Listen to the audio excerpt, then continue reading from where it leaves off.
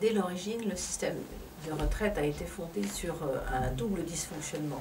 Le premier, c'est qu'on a considéré que les retraites fonctionnaient comme sous le système de Colbert, c'est-à-dire où la profession se chargeait du vieux travailleur quand il avait cessé d'être à charge. Comme si aujourd'hui, une même branche d'entreprise allait assurer une retraite à ses vieux salariés.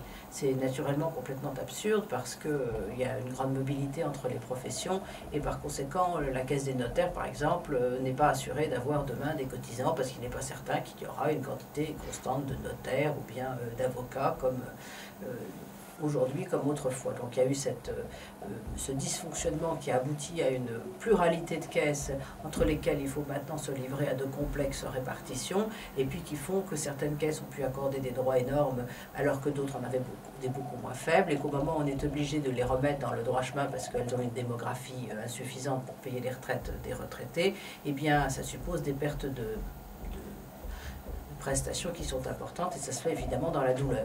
Ça, c'est la première erreur. La deuxième erreur, c'est une erreur conceptuelle totale, c'est-à-dire que le principe de la répartition, c'est qu'on peut immédiatement donner aux retraités une retraite puisque ce sont les cotisants d'aujourd'hui qui payent.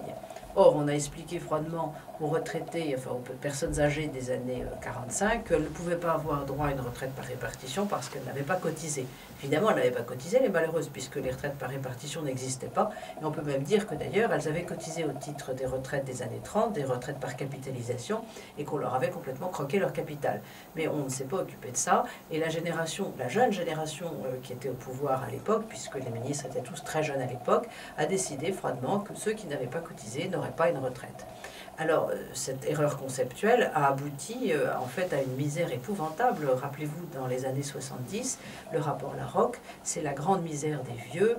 Vous avez plus de la moitié des personnes âgées qui sont au Fonds de solidarité vieillesse, qui n'assurent que 40% des besoins jugés vitaux d'un vieillard. On est dans une situation scandaleuse du point de vue du traitement des personnes âgées, et ça marque encore notre époque, puisqu'aujourd'hui encore, on a une tendance à considérer que les personnes âgées sont dans de grandes difficultés financières, ce qui ne correspond plus à la réalité moderne.